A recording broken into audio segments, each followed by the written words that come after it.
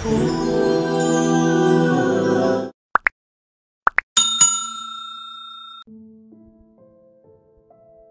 الله الرحمن الرحیم. نحمده ونستعینه ونستغفره ونعوذ بالله من شرور انفسنا ومن سیئات اعمالنا. من يهده الله فلا مضل له ومن يضلله فلا هادي له. أشهد أن لا إله إلا الله وحده لا شريك له وأشهد أن محمدا عبده ورسوله. السلام عليكم ورحمة الله وبركاته. پیش از آنی که موعظه امروزه را آغاز کنیم، یک جایه با شما در این روز سید، در این روز سردار هفته، در این روزی که خیلی عزیزان ما و شما دعا میکنند که خداوند در روز جمعه یا در شب جمعه جان را به حق تسلیم کنند و از فضیلت این روز جمعه برخوردار شوند.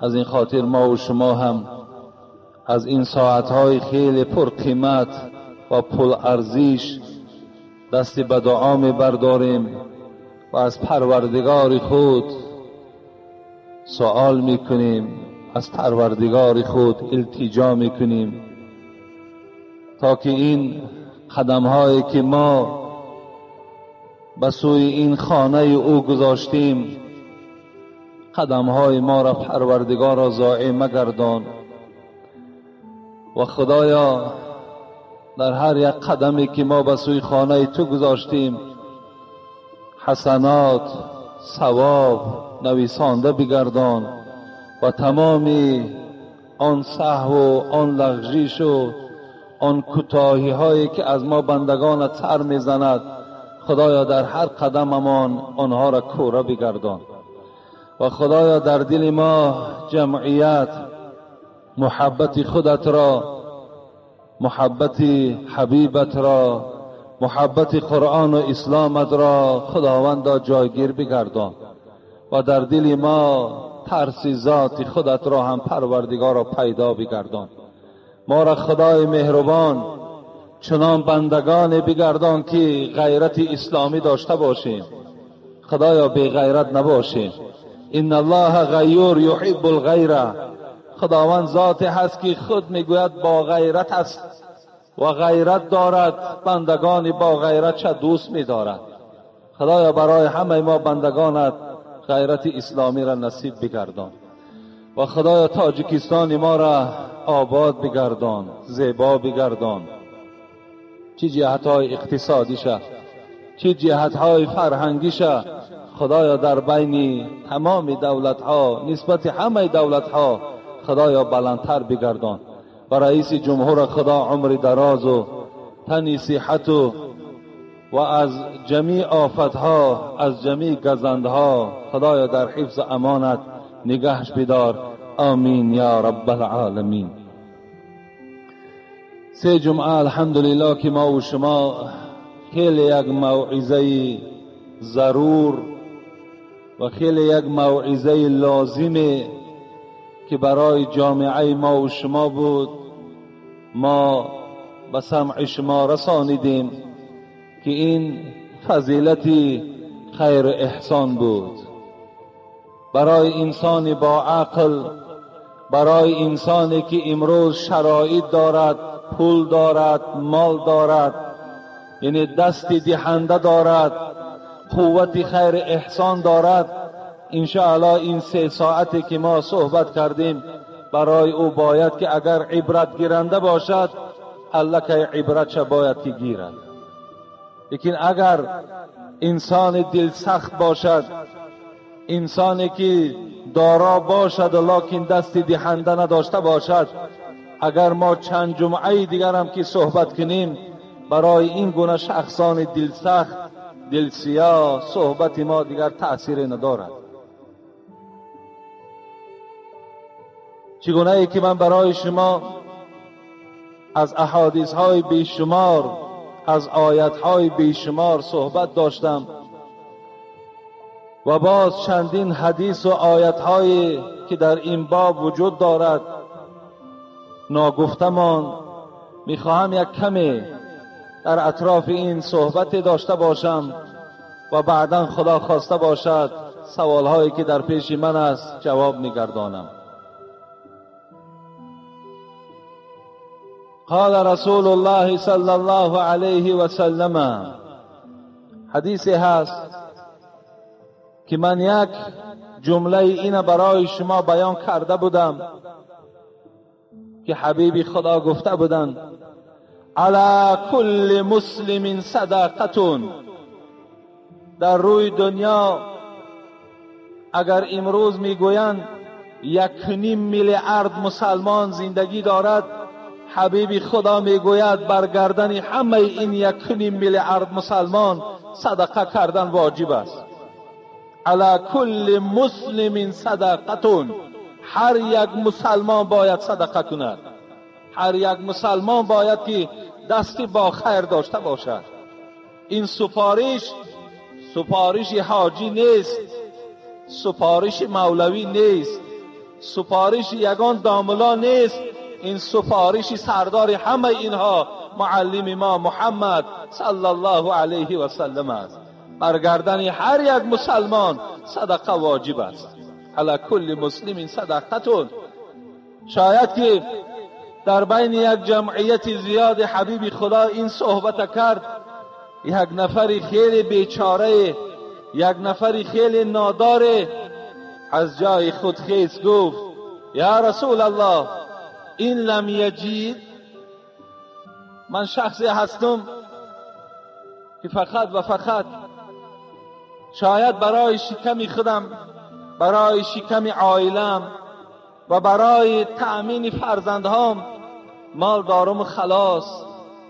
اگر به ذمه هر یک مسلمان صدقه واجب باشد و ضرور باشد، من چی کار کنم؟ من ندارم. چگونه ای که امروز در جامعه ما و شما فقیرها وجود دارد، نادارها وجود دارد. چگونه ای که در عرفیت میگویند سواره پروای پیاده ندارد، امروز همچنان است. شرایط ما که خوب هست فکر میکنیم کم بغل وجود ندارد. شرایط ما که نقض است میگویم نخواد که کم بغل وجود داشته باشد و الا وجود دارد. الحال ما تا مسجد ندار آمده در پیش ما چند نفر برای من یاردم کن. فقط اطراف مسجد اینا کم بغل هستند.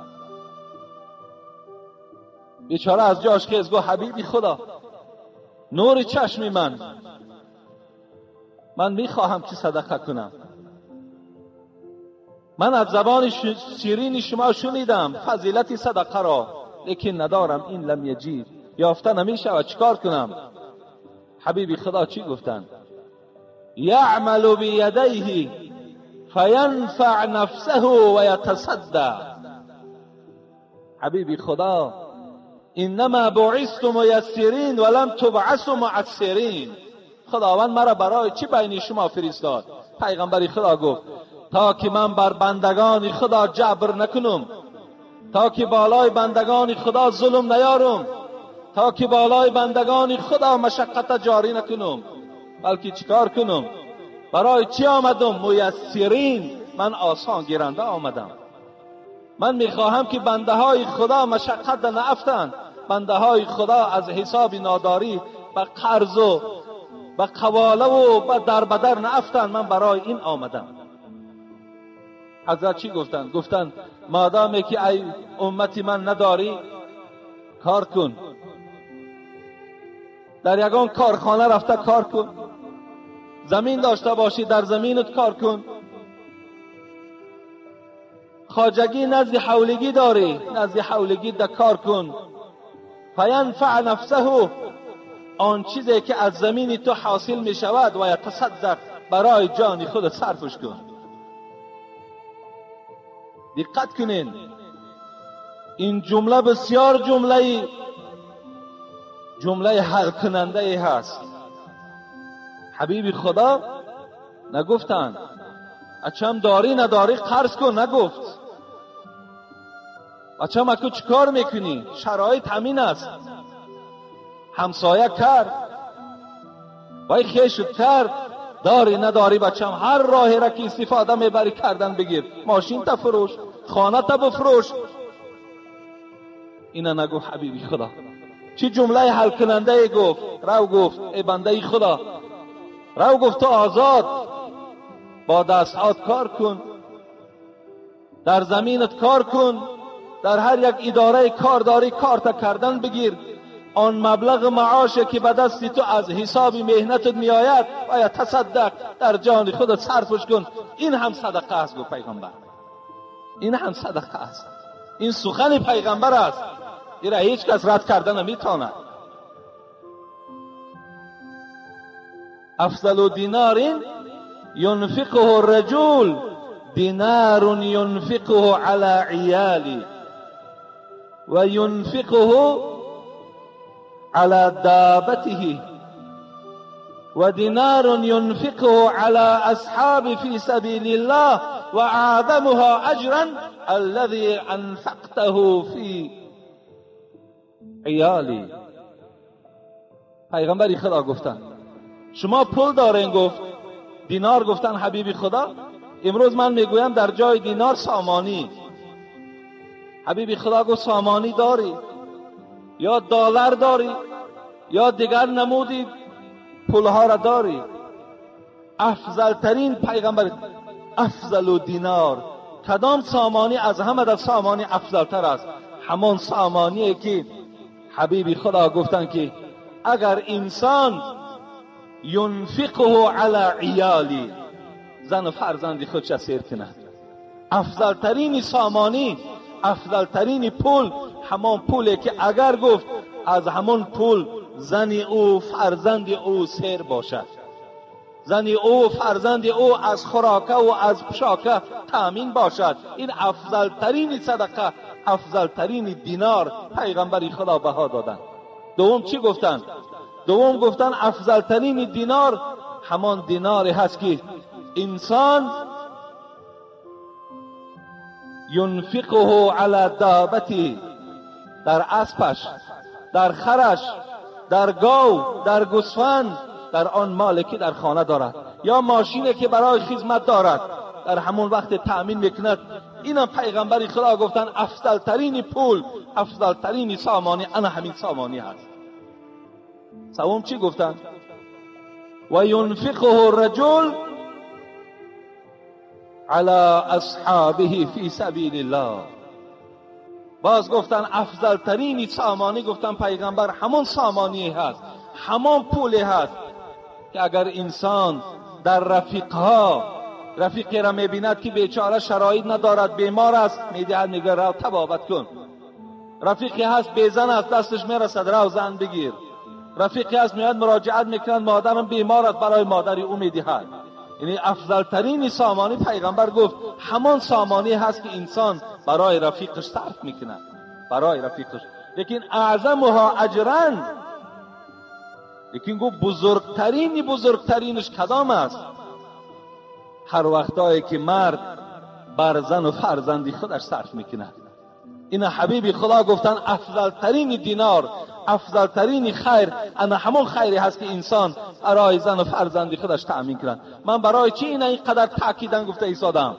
زیرا که امروز شما مالهاتان در راههای بیهوده صرف میکنید، لیکن زن و فرزند شما از مال شما برخوردار نمیشود. زنهای شما شکایت دارد، فرزندهای شما شکایت دارد، لیکن شما مال و پولهاتان در راه دیگر صرف دارین. شما مالهاتان در راه حرام صرف دارین، لیکن رحم به فرزندت به زنت نداری. حبیب خدا میگه کفا بالمرء اثما ان یضیع من یقود. حدیث صحیح است، حدیث متفق علیه است. کفایت کننده است برای انسان از روی گناه، یعنی اینقدر گناه برای تو بسنده است که تو را دوزخ برند، ان یضیع من یقود، اگر حق زن و فرزندت در راه نامناسب صرف کنی، همین گناه گو برای تو بس است. حبیبی خدا را ببین تاکید چه؟ ندارم گفت مرد، ندارم ای حبیبی خدا ندارم. اون نداری گو رو کار کن برای جان خودت، برای تربیه فرزندت، برای تأمین زنت صرف کن. همینم گفت صدقه هست. ابدأ بنفسك فتصدق علی فإن فضول شیء فلأهلك فإن فضول عن اهلك شیء فلذی قرابتك.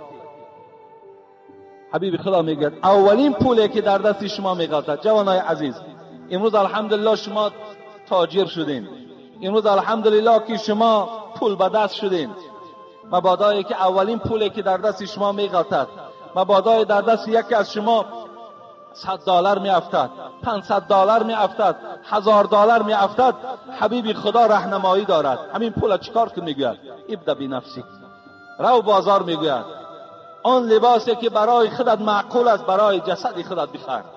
از همان سر پول رو لباسات خوب کن، تاقی خوب بخر.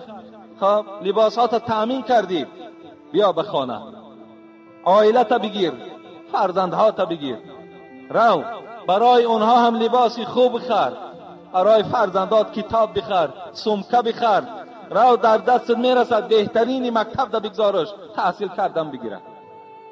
حبیب خدا گفت الکه تمام شد، یعنی سومی که در دستی تو بود الکه شکمی خود سیر کرد، لباس تا تامین کرد، زن تا سیر کردی، فرزندات تا تامین کردی، فلی اهلی کرد، اهل تا تامین کردی، فلیزی قرابتک، تقه داری، عمکی داری، خاله داری، عمه داری، کش تبارت خبر بگیر، رو از این مال و ملکت کش قومیت یاردم کردن بگیر. حبیب خدا گفت مبادایی که از اینها هم که پول زیادی کرد، این زمان چیکار کن؟ فها کذا و ها کذا. انا مرحمت گفت مرد میدان شو، دیگر هر طرفی که مثال کاری خیری که هست صرف میکنی، صرف کردن بگیر.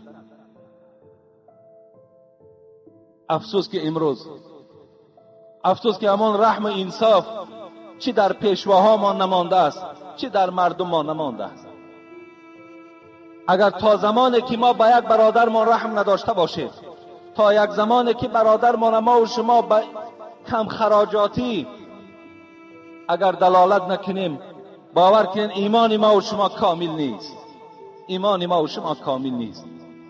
این ایمانداری نیست که من یک برادرم شرایطش نرسد مجبورش کنم که اکل خیر داری نداری کردن بگیر و رفته از بری بالا نشینم و بهترین طعام ها و همون گوشتی بلند برداشته خایدن بگیرم. همین انصاف است؟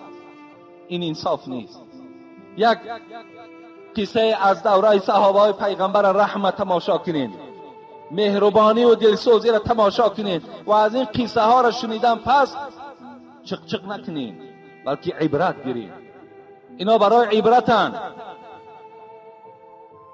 یکی از صحابه پیغمبر میگه جنگ یرموک شروع شد، بچه عمکو میگه در همین جنگ اشتراک داشت. وقتی جنگ اتمام یافت، تمام شد، یک مشکی آب گرفتم و به میدان جنگ رفتم. گفتم شاید بچه عمکم در هر جایی که باشد تشنه است، از همین آب برخوردارش میکنم. بگن میدان جنگ رفتم، میرم میگه در یک گوشه بچه عمکم یردار است، خیلی جراحت وزنی برداشته است و در نزع جان است. با اون نزدیک شدم، آب نشان دادم، اشاره کردم آب می نوشی؟ اون نزدیک بیار آب می نوشم. وقتی نزدیکی او آوردم تا بلب همین بچه عمکم رسیدن که از پهلوش یک مسلمان دیگر که اونم جراحت برداشتگی بود و بلند آواز داد آب.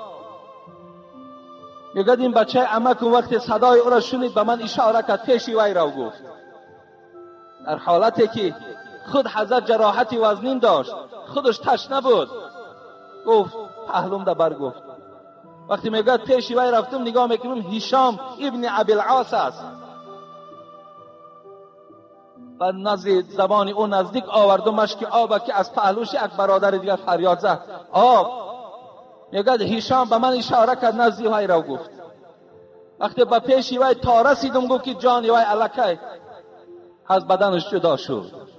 آمدم پیش هیشام که الکی جان به حق تسلیم کرده است. آمدم پیش عمکم که بچه عمکم جان به حق تسلیم کرده است. مهربانی را ببین. در یک حالت خیلی مشکلات حضرت آب ننوشیدن، به دلالت به امرش کردن، به رفیقش کردن. برای چی؟ این برای که المسلم اخ المسلم لا یظلموه ولا یخونوه ولا یکذبوه ولا یحقروه. حبیب خدا میگوید مسلمان برادر مسلمان است. همه شما مسلمانید الحمدلله. الها در همینجا مردمی هست که پهلو با پهلو نشستین با یکدیگرتون قهری هستین. چگونه مسلمانی است؟ در پهلو یکدیگر نشستگی هستین، بیرون میبرین یکدیگر را سیاه میکنید، غیبت میکنید. این چگونه مسلمانی هست؟ حبیب خدا گفته ایستاده است مسلمان برادری مسلمان است. دروغ نمیگوید مسلمان مسلمان است. خیانت نمیکند مسلمان مسلمان است. بی قدر نمیکند مسلمان مسلمان است. خیانت نمیکند مسلمان مسلمان است. بی رحمی نمیکند مسلمان نسبتی مسلمان. این رحم انصاف باید که ما در وجود ما راه دهیم. این رحم انصاف از اسلام است. برای چی میگیم بسم الله الرحمن الرحیم؟ برای چی؟ به نام آن پروردگاری که رحمان و رحیم است، بخشنده است، بخشنده است، مهربان است، غمخواری بندگانش است. مادام پروردگار که غمخواری ما باشد، چرا ما غمخوار نباشیم؟ چرا غم یکدیگر ما نخوریم؟ در دوام چی گفتند؟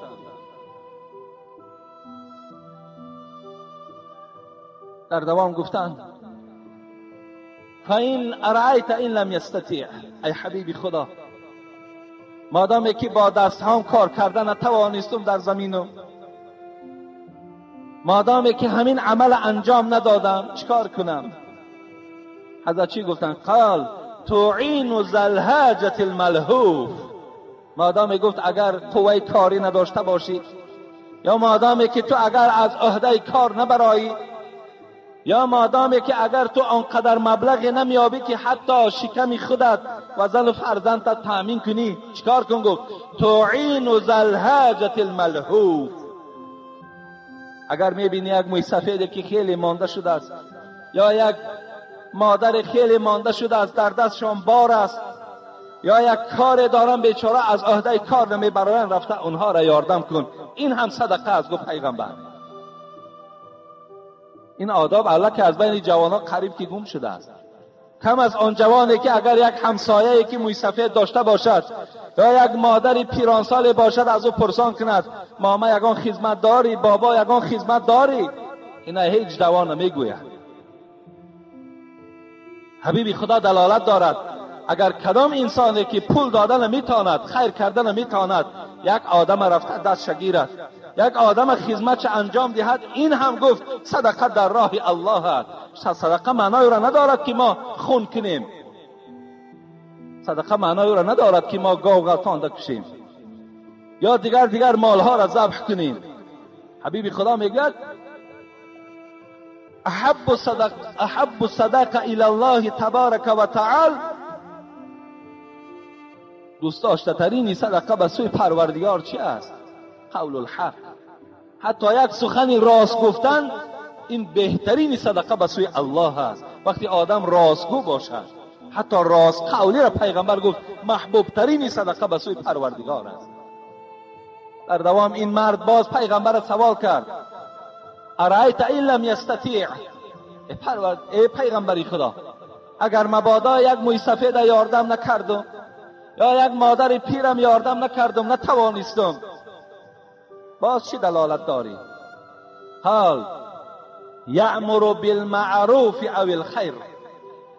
پیغمبری خدا گفتن مادامی گفت بچم گفت پول نداری که خیر احسان کنی، مادامی که گفت قوت نداری یک کس یاردم کنی، یا در زمین کار کردن نتوانستی، با مردم امر معروف کن، مردم با صحبت خیر کن، با سخن خوش با مردم صحبت کن.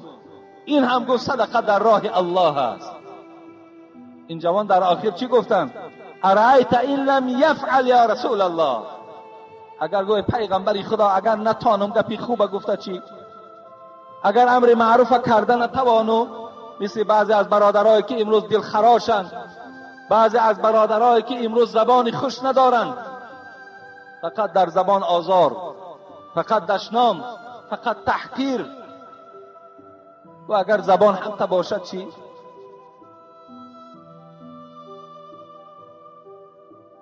حضرت چی گفتند؟ یمسک عن الشر فانها صدقه.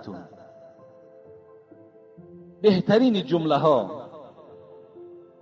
بهترین توصیه ها، کو گوشه که اینها را گوش کند، کو دلی که اینها را قبول سازد، تا که نیکبختی و دنیا و آخرت او را یار شود. کجاست همون گوش؟ کجاست همون دل؟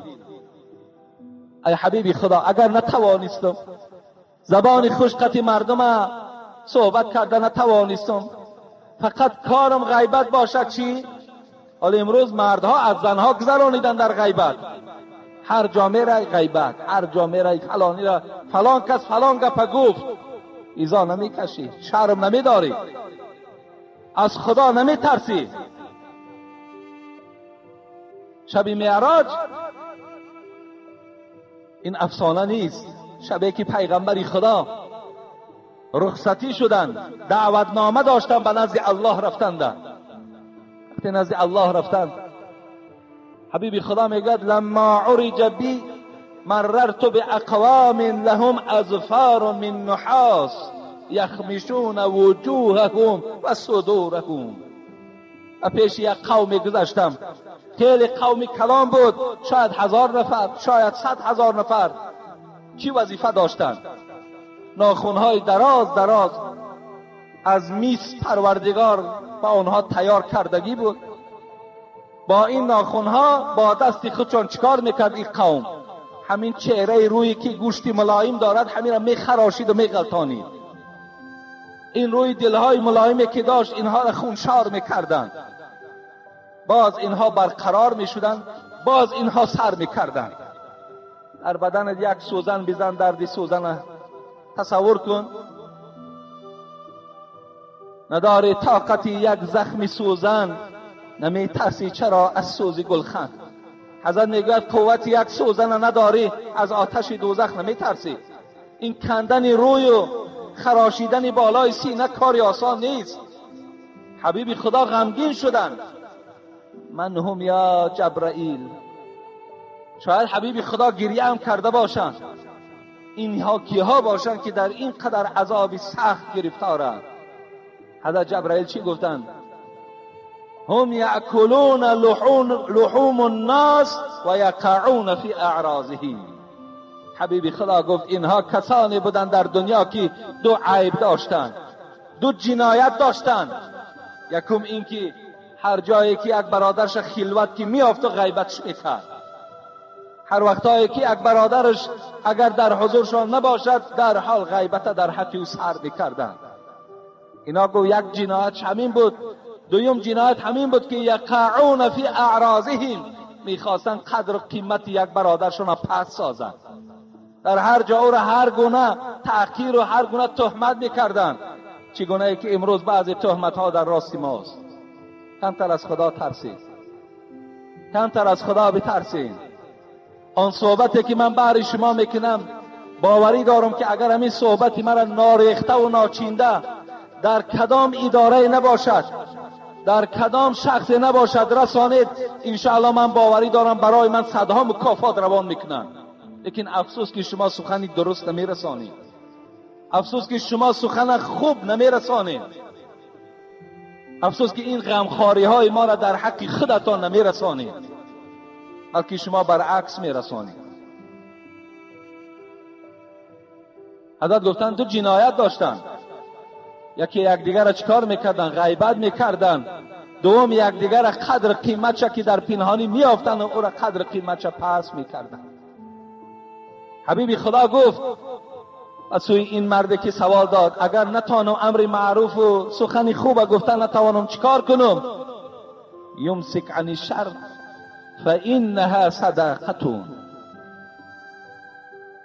پیغمبر خدا گفت از بدی و بخیلی و بدگفتاری باز ایست، این هم برای تو صدقه هست. سخن خوب نمیدانی، امر معروف نمیدانی گفت، مادام ندانی گفت، از تحقیر یک برادرت باز ایست، از دشنام باز ایست، از غیبت باز ایست، برادرت دشنام نکن، این هم برای تو صدقه هست. این است تفسیر حدیثی پیغمبری خدا. هر کدام ما و شما از این حدیث، از این صحبت باید که خلاصه برآوریم. رود مؤمن از این دنیای پرشور، به طاعتها به خلوت خانه گور، به او قرآن به هم آنجا درآید، به طاق جانبی سر می برآید. درآید طاعت و صوم و صلاتش، همه خیر و سخا حج و زکاتش. شود همراه او از جانبی راست، دل آسا می کند او را به هر خواست. سوالهای کرامن کاتبین را، دهد آنجا جوابی با یقین را. نجات یابد از هر سختی گور، چراغان است گوری او پر از نور. رود مؤمن از این دنیای پرشور، به طاعتها به خلوت خانه گور، به او قرآن به هم آنجا درآید، به طاق جانبی سر می برآید. درآید طاعت و صوم و صلاتش، همه خیر و سخا حج و زکاتش. شود همراه او از جانبی راست، دل آسا می کند او را به هر خواست. سوالهای کرامن کاتبین را، دهد آنجا جوابی با یقین را. نجات یابد از هر سختی گور، چراغان است گوری او پر از نور. بکن جهد ای پسر در حاصلی نور، منور تا بگردد خانه گور. حضرت جنونی را خدا رحمت کند، در این مصرع‌های شعری چی میگوید؟ وقتی مؤمن، وقتی شما این دار فانی را ترک میکنین و به دار باقی خانه قبر که میروین، تمام این طاعت‌های شما، تمام عبادت‌های شما، تمام خیر احسان شما را در یک تاقچه از بالای سر از جانب راستی شما برای حفاظت شما باز می‌ایستادند، شما را محافظت میکند، دلاسا میکند به هر خواب. سوالهای کرامن کاتبین را، دهد آنجا جوابی با یقین را. وقتی سوال می شود ای بنده خدا در دنیا چه عمل انجام دادی؟ نماز تو گواهی می دهد من نمازش هستم، روزه تو گواهی می دهد من روزه او هستم، پول و مال تو گواهی می دهد من پول و مال این بودم که در راه خیر مرا صرف کرد. حضرت مولوی میگوید بکن جهد ای پسر در حاصل نور، بگردد تا منور خانه گور. جهد کن، کوشش کن، صرف کن تا که پشیمان نشوی، تا که خانه گورت منور شود، مثل همین مسجد واری روشن باشد. در دنیا مهنت کن، زحمت کش، خیر و احسان کن، انشاءالله خانه گوری تا هم آباد است. این از البته به البته آن چیزی که ما از خیر احسان میخواهیم بهر شما رسانیم. برای بندگان خدا مشکلات نیاریم، بگذارین هر یک بنده خدا آن مقداری که دارد همان مقدار خودش صرف کند بس است. ما از او زیاد طلب نکنیم. در عرفیت ما و شما متل‌های داریم، از کرپت پات زیاد دراز نکن. همون کرپه‌ای که داری از همون کرپه پات درازتر دراز نکن، یعنی با قد کرپت پات دراز کن. از کرپه که با پاکی بیرون که آمد پایها شما میدانین که او در کدام حالت قرار میگیرد. مقصد که هر یک آیتی که خدا در قرآن میگوید لا یکلف الله نفسا الا وسعها را باید شعار ما و شما کنیم. هیچ بنده ما تکلیف نمیتون مگر قدر قوتش. از قوت زیاد زور نزنید برادرای عزیز. کسی از قوت زیاد زور زد میگد میانش میشکند. میان شکستن این است که ما و شما قرضدار میشویم، ما و شما طلبنده میشویم، ما و شما روزگارمون بسیار بی برکات میشود. بیایید سخن خدا را گیریم، بیایید سخن پیغمبر خدا را قبول کنیم تا که ما و شما در دنیا آسوده زندگی کنیم. تا که همون زن و فرزند ما و شما از ما راضی باشد، تا که همون نانی که ما و شما زیادی میدیم راحت چه مردم میبیند، همراه راحت چه زن و فرزند ما بینند، به نهایت نیک میشود، به نهایت خوب میشود. خواستی من هم همین است. این خواستی من نیست، این خواستی الله است و این خواستی رسول اوست. افسوس که همین صحبت هایی که من برای بیچاره‌ها و نادارها کرده ایستاده‌ام، که اگر پیام جناب عالی هم گوش کرده باشین، همون جمع اشاره کرد آدم های دارا، مردم های بیچاره و فقیر یاردم کنین، یتیم ها را یاردم کنین. ما یاردم تان میکنیم، لیکن شما به قدر این صحبت ها نمیرسید. چنان باز خیر احسانی که از طرف آدمی فقیر می شود، بعض دولتدار و یک کرده نمیتواند، بعض دولتدار عاجز می آید. امروز مسابقه شده است، امروز خیر احسان طرف ریا را گرفته است. می بیند همسایه بهتر کرد، باید از او را بهتر کنه. من از او چی کمی دارم؟ تو کمی زیاد داری، تو مال نداری، تو پول نداری، تو رفتی درآمد نداری، تو کمبودیات خیلی زیاد است. افسوس که کمبودی تا خودت نمیبینی. پیغمبر خدا میگن من تصدق یرائی فقط اشرک. کسی که اگر صدقه میکند نه از برای خدا، فقط برای نشان دادن، او شرکی به الله آورده است. از شرک خدا نجات دهید، از شرک پرهیز کنید. این است موضوع صدقه ما و شما. این مما یلحق المؤمن من عمله و حسناته بعد موته. حبیب خدا میگوید وقتی بنده مومن از دنیا میگذرد، وقتی در خانه قبر که خواب میکند، تمام دیگر وی نه نیکی کرده میتواند نه بدی کرده میتواند. نامه اعمالش پوشیده میشود تا روز قیامت، مگر چند طایفه را نامه اعمالشون کشاده هست. در قبرم که باشد خوش به حال شد. اینا کیها باشند؟ کار کنین از همین طایفه باشین. علما نشره، کسی که علم اسلام در بین مردم منتشر میکند، تمام مردم از اسلام خبردار میکند. یکی علم حق را، علمهای باطله و مسئله های نادرستنی که امروز باعث فتنه و باعث اختلاف شدند. علم حق، مسئله درست، حدیث صحیح پیغمبر در بین مردم آن کسانی که منتشر میکنند، اینها اگرچه در قبر خوابم که باشند، نامه اعمالشان در ثواب رفته ایستاده است.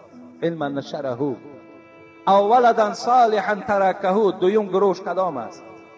کسی که در دنیا فرزندی خوب باقی میماند و میرود، فرزندی سالم، فرزندی صالح، فرزندی نمازخوان، فرزندی خداگو، فرزندی خدا ترس، فرزندی که فایدهش چی در اسلام و چی در این جمعیت میرسیدگی. دختری با حیا، دختری خدا ترس باقی میماند و میرود، اگرچه در خوابم، پدرش خوابم که در قبر باشد، این عملهای نیکی فرزندش در نامه اعمال پدر و مادرش رفته ایستاده است. او مصحفا ورثه، خوش به حال او پولدارهایی که برای طالب علم قرآن میخرند. کسی که در دنیا از پس خودش یک قرآن میراث میماند و به خانه قبر میرود، تا وقتی قرآن او را یک برادر میخواند، ثواب هر یک حرفی او در خداوند حسنات در نامه اعمال او انسان می نویسد. او مسجد بناه، آن برادرانی که امروز ما را کمک کردن مسجد بنا کردیم، اونها هم اگرچه در قبر خواب میکنند، لیکن این یاردم اونها، این مسجد ساخته اونها، ثوابش در نامه اعمالشان می رود. من بنا لله مسجدا بنا الله له قصرا فی الجنه.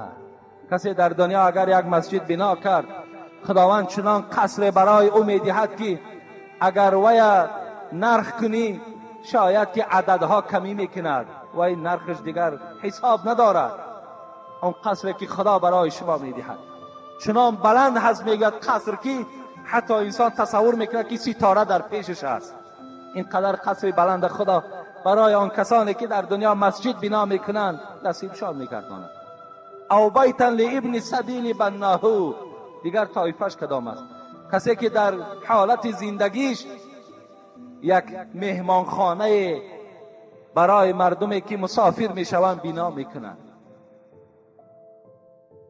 تا حال من نشنیدم که یگان نفر پیدا شده باشد یک مهمانخانه برای مسافرها بی پول تأمین کرده باشد و همون بخشیده باشد که همین برای مسافرها. تا حال من نشنیدم. شاید که بعد این صحبت یگان برادر مالدار باشد که همین مهمانخانه را رخصت گیرد از حکومتدارا و در یک جا بنا کند، یک مسافرخانه برای آدمایی که از بیرون میآیند دیگر در بدر نشوند، خانه به خانه نشوند، همان مسافرخانه در رفته خواب کنند. یا امروز در شهر ما و شما سیر میکنیم، هست برادرایی که شرایط دارند لیکن شاید از همین ثواب درک نداشته باشند، یک حاجت خانه در همین شهر با طریق حاضر زمان رفته تیار کنند. یک حاجت خانه، جای همون نشستش، جای برای طهارتش، همونجا یک بیناش تیار کنند، ساز کنند و حتی همون یک آدمی که در همونجا میگذارند به معاش و علاقه مثال درآمد خود چه مییابد، در همونجا نشسته و خدمت همین مردم کند. خوب ثواب است، خوب ثوابی کلان است. یا یک برادر پیدا شود یک تالار برای مشق همین بچه ها تیار کند، مخصوص یک تالار تیار کند برای دویدن، برای گوشتین گرفتن یا برای دیگر نمودهایی که برای جسم انسان، برای بدن آدم آب تاب دادن تیار کند، برای بچه های ما و شما تسلیم کند. اینا همه ثواب دارند. یا امروز من میدانم چندین وکیل ها در این مسجد من اشتراک میکنند. خوب میشد از همون برادرهای همون اطراف پول جمع میکردند و برای بهبودی همون محلشان، چه آوردن آب، چه آوردن گاز، چه تعمیر همون راههایی که در همون محله ها دارند، بهترین ثواب است. ثواب است. او نهرا اجراهو، دیگر طایفه کی است؟ دیگر طایفه همون طایفه ای که نهرا اجراهو یک چاه میکند، یعنی یک آب را میارد به یک محله. اینم از کسانی هست که در قبر خواب است و این تربه هایی که کشیده در خانه های ما و شما راست کرده است، ثوابش در نامه اعمالش رفته ایستاده است. در آخر چی گفتند؟ او صداقتا اخرجها من ماله فی صحته و حیاته تلحقه من بعد موته. آخران گفتند کسی که در حال صحتیش، در حالت داراییش، در حالتی که قدرت دارد، در حالتی که بالای ملکش خودش خود جایین است، در همون حالت وقتی که از مال خودش یک سامان هم که باشد برارد دهد، این برای او بهتر است از اوزی که از بعد او خیر احسان میکند. لا یتصدق المرء فی حیاته بدرهم خیر له من ان یتصدق ب100 عند موته. پیغمبر خدا میگوید انسان وقتی میمرد 100 سامانی از پشت او صدقه میکنند، از اون دگو افضلتر و ثوابتر در یک سامانی هست که انسان در حال حیاتش به دست خودش خیر کند. مرحمت اگر کدام میخواهید، از کدام طایفه اینها باشید، خوش به حالتان. پولها را خدا داده استان، این پولها را بیهوده نداده است، اینا حکمت دارند. این پول نداد که شما مغرور شوید، این پول نداد که شما سرکش شوید، این پول نداد برای شما که دخترهای مردم از زنا کنید، این پول برای شما نداد که حرام کرده های خدا را خریده و در حلق مردم ریزید. این پول برای داد که شما بنده های خدا را یاردم کنید. این پول داد که شما راحت این پول بینید، راحت دنیا را ببینید، لذت دنیا را بچشید. لیکن برادرها و خواهرها و امروز باور که برادر به دولت است، دادرش کم بغل است، یاردمش نمیکنه. چند برادر اولی خطا آمدگی است در من، چند برادر شکایت دارد که برادرم صاحب نصاب است، زکات میدهد، در ما نه بلکه مردم میدهد، ما را نمیدهد. تا این اندازه صله رحم نمانده است. جوان پولدار است، پدر و مادرش گرسنه است. جوان مالدار است، برادر خواهر را اپش داد گفته گشته ایستاده، بی پول، بی مال. دادر چیکار دارد؟ روزی دراز مست است. روز دراز مال در راه نادرست صرف میکنند. یقین دانید که این مال عاقبت ندارد. پولی که در راه نادرست که صرف شد، عاقبت آن ذاتی که داد و در حال از تو میگیرد. هم بغل میشوی، نادار میشوی، بعدا طعنت میکنن زمانی که داشتی آردم ما نکردی، اکو امروز که نداری خوب شدی گفته، همچنان ما و شما را طعنه میکنن. برای همین این پولهامان و مالهامان اگر در راه درست صرف کنیم، انشاءالله ثواب خیلی زایدی رو ما و شما میگیریم. یا حتی که اگر ما و شما، حدیث پیغمبر یادم آمد، ما من مسلم یزرع زرعا او یغرس غرسا فیأکل منه انسان او طیر او بهیمه، حبیب خدا چی میگوید؟ الا کان له صدقه.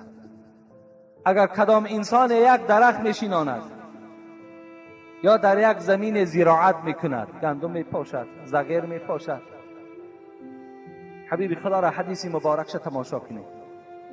حضرت گفتن از برای او گفت در همین درخت ها و در همین زراعتش صدقه هست. شما می توانید دادرای عزیز، کدامید که در همون گویم همون زمین هایی که نزد حولی تان دارین، همون ها در درخت شینانید، اینم کار ثواب است.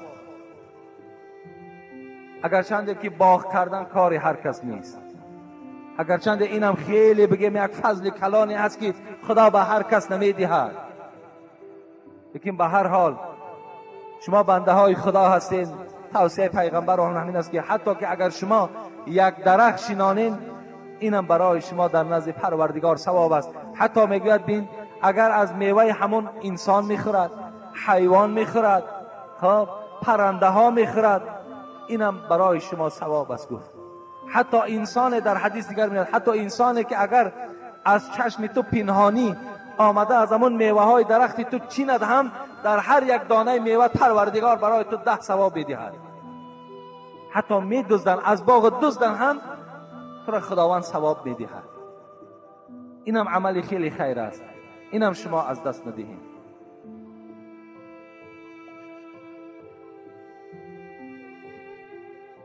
السلام علیکم داملای شیرین سخن. از شما خواهش دارم که با سوالی من جواب گردانید. میگویند که تخم، نان یا شیر را فروختن درست نیست، درست است یا نه؟ اینا همش یک گپای بیهوده است. امروز همه فروخته ایستاده است. تخم هم میفروشن، نان هم میفروشن، شیر هم میفروشن. اینا چرا نادرست است فروختن میشه؟ حتی شما در خانه هاتون هم که اگر گاوی جوشایی داشته باشید، اگر زیاتی میکردگی باشد یا دسترس باشی، میلش یک مقدارش برای خودت بگیر، یک مقدار دیگرش در همسایت به پول تقسیم کن. انشاءالله جوان مردی از ثواب است. لیکن اگر همون انسان، اگر همین شیر که دارد همون هم که در همسایه فروشدن، اینجا گناهگار نمی شود. اون مهنتش است، وای گاو خریده است، وای گاو تربیه میکند، این پول میگیرد با در یک بهبودی خواجگی صرف میکند، این گناه نیست. یا مرغ داشته باشین و مرغ میفروشین، تخمش میفروشین، این حق شما است، جایز است. یا مثل برادرایی که امروز آرد میخرن و نان میپزن و نان میفروشن، البته جایز است. تجارت هیچ جای گناهگاری ندارد. در همسایه هم که فروشین درست است، لیکن اگر شرایطاتون میرسیدگی و با دولت باشین، میلش این حالت اگر در همسایه تقسیم کنین، خوش به حالتان، خوش به حالتان. اینم یک حق همسایگی همین است که شما مهر و شفقت داشته باشین، یک دیگرتان دوست داشته باشید.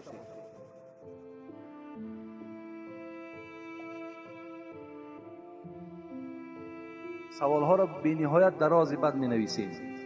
همین فقط برای من وصف حاجت نیست، من گفته بدم. باور که من اون وصفی که در همین خطها شما میکنید، من قسم نمیخورم، لیکن باور که ارزنده همین وصف من نیستم. ما از همین وصف ها، از این صفت ها خالی هستیم. ما باور کنین از پسترین نمازخانه که در همین مسجد ما هست، باور کنین من از او باور که پستر هستم. هیچگاه ما صفتی بلند نداریم، وصفی بلند نداریم. ما را وصف نکنیم. میلش دوست می‌دارین، خدا شما را دوست دارد، من هم شما را دوست می‌دارم. خدای مهربان همه شما را نجات دهد، همه شما را خدا نگه دارد. لیکن فقط همین سوال بنویسیم بس، میلش در بالاش السلام علیکم داملای عزیز با که ندارد. در یکم دویمان چند سوالی داری، سوال تا نویساندن بگیر، وصف ننویسیم. اینجا در نویساندن خیلی آورده آخرش گفته است کدام ملای بده است اینجا نامشم ذکر شده است، از کجا بدنشم ذکر شده است، من اینا را نمیخوانم. فقط گفته است که در همین مسجد ما فقط نامهای همین وهابی و دیگر ذکر شدن میگیرد. آیا همین ها بس نیست؟ وهابی ها گمراه هستند، از قفای آنها نماز نخوانید و دیگر. حاجی میرزای عزیز التماس یگان چیز عاید این بگوید. راست گپ از این کلمه وهابی نه گوشهایمان آرام شده بود. آیا گفته های این ملا یگان حقیقتی دارد؟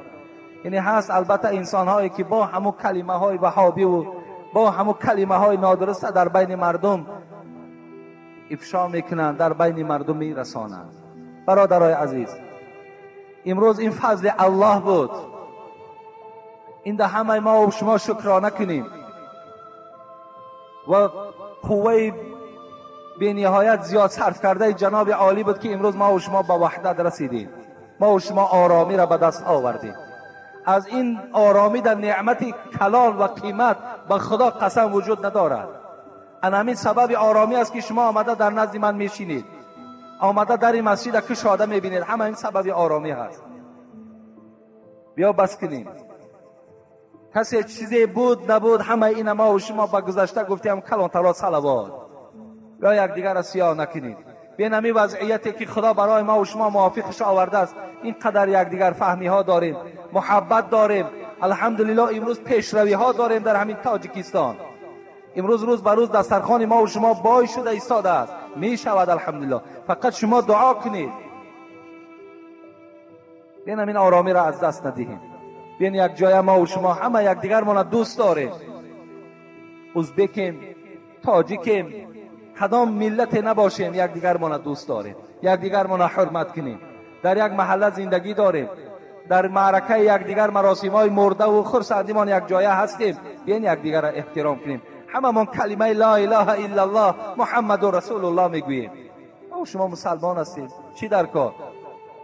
اون ملا این تری است، وای آمیش این تری است، وای مشتفید این تری است. از اینا ما و شما زبان ما بند کنیم، انشاءالله عاقبت ما بخیر می شود. و الا همچنان اغوا انداختن گیریم، یک دیگر را سیاه کردن گیریم. همین جامعه ای که خیلی خدا را شکر زیبا و آرام است، همین از دست ما و شما میدهیم. پسان وای میگوییم، پسان داد میگوییم، باور کن دیگر فایده ما ندارد. و ما و شما یک بار مصیبت زده هستیم که یک بار این نارامی ها را دیدیم که آخی همیش بسه برای ما و شما. و آخر دعوانا ان الحمد لله رب العالمین. خدای مهربان، خداوند عاقبت همه ما و شما را بخیر کند. آمین یا رب العالمین.